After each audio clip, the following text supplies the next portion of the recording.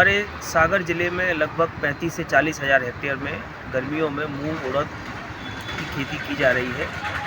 तो इसमें जो एक सबसे बड़ा जो हमारे साथ समस्या आती है वो आती है पीला मोजेक नामक बीमारी की। और साथ ही साथ इसमें जो लगने वाला फली छेदक कीट है वो 2-3 तरह का फली छेदक कीट होता है। सेमी लूपर भी है, कहीं कहीं चने वाली इल्ली भी है, कहीं कहीं एक मारूका इल्ली भी है।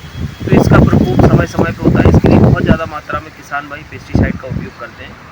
तो एक तो हमको ये कि समय निश्चित अंतराल पे हम सिंचाई करें जब आवश्यकता हो, आवश्यकता से अधिक सिंचाई ना करें। कई लोग ये सोचते हैं कि अरे जल्दी सिंचाई कर दो जल्दी बड़ी हो जाएगी, तो आप समय पे ही सिंचाई करें। और जो खरपतवार के पौधे हैं उन पौधों को समय समय पे आप निकालते रहें, जिससे उनमें रस चूसक कीट या अन्य जो कीट है उसमें सहारा न ले पाएँ। कुछ मात्रा में आप फेरोमोन ट्रैप 4 या 5 प्रति एकड़ के मान से लगाएं, जिससे जो कीटों की निगरानी भी होगी और नियंत्रण भी होगा। साथ ही साथ एक लाइट ट्रैप कम से कम 2-3 एकड़ जगह में आपको लगाना चाहिए। आजकल सौर ऊर्जा से चलित लाइट ट्रैप आने लगे हैं, जो कि रात्रि में कीड़े उसमें आते हैं, तो उसकी हम पहचान करके नियंत्रण का समय पे उपयोग करते हैं। और जो कीड़े उसमें पकड़ जाते हैं वो हमारे नियंत्रण में भी सहयोगी होते हैं। तो ये काम करें। दूसरा, जो कीटनाशी का उपयोग अगर करना है तो शाम के समय 4 बजे के बाद कीटनाशी का छिड़काव करना चाहिए। इससे उसके अच्छे परिणाम प्राप्त होते हैं। एक बार में एक रसायन का उपयोग करें। फिर अगर दूसरे रसायन की आपको आवश्यकता है तो 48 घंटे बाद यानी 2 से 3 दिन बाद आप उसका छिड़काव कर सकते हैं। अत्यधिक मात्रा में आप रासायनिक उर्वरक यूरिया या DAP इनका उपयोग ना करें।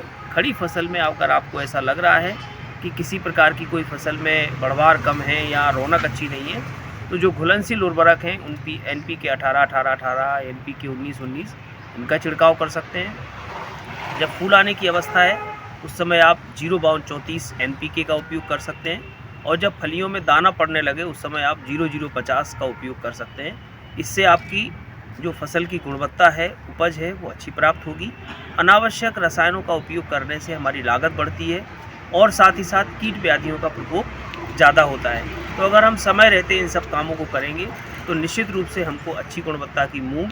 और साथ ही एक निवेदन और भी है कि जो भी किसान भाई मूंग को जल्दी पकाने के लिए खरपतवार नाशी, पैराक्वाट या ग्लाइफोसेट इनका उपयोग करते हैं, वो बिल्कुल गलत है। ये बहुत हानिकारक रसायन है, इनका उपयोग हमको बिल्कुल नहीं करना चाहिए। उसका एक समय है कि 60 से 65 दिन में मूंग पक जाएगी। तो वो समय रहते अगर पकती है तो उसकी गुणवत्ता भी अच्छी होती है, उसका उत्पादन भी अच्छा मिलता है। तो आप अनावश्यक रसायनों का उपयोग बिल्कुल ना करें। समय पे जब पके फिर आप उसकी कटाई करें। कटाई करने क्यों कि अगर वो समय से पकेगी, उसके पत्ते झड़ेंगे तो आगे चल के वो हमारे खेत में गिर के खाद बनेंगे। और यदि आपने उसको असमय पका दिया, रसायन का उपयोग करके पका दिया, तो वो जो भूसा है ना हमारे जानवरों के काम का रहेगा ना उसकी खाद बन पाएगी। तो हम जो दलहनी फसलें लेते हैं वो इसीलिए लेते हैं कि इनमें हमारी ज़मीन की जो भूमि की जो सुधार है, भूमि की जो उर्वरा शक्ति है उसमें वृद्धि होती है। तो हम फसल चक्र में मूंग, उड़द या और जो दलहनी फसलें उनका ज़रूर समावेश करें, लेकिन प्रकृति के विरुद्ध हम किसी प्रकार के रसायनों का उपयोग ना करें और अच्छी गुणवत्ता की मूंग, उड़द हम पैदा करें और अच्छा लाभ प्राप्त करें।